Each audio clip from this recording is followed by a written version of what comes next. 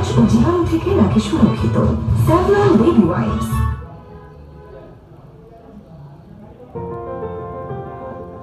অনেকদিন হলো হাতে লিখি না। শেষবার লিখেছিলাম গত বছর ফ্রেশ স্টেশনারি গল্পের খাতা ক্যাম্পেরিতে। কিন্তু সময়টি এমন, যান্ত্রিক জীবনে কাগজ কলমের ব্যবহার দিন দিন কমে আসছে।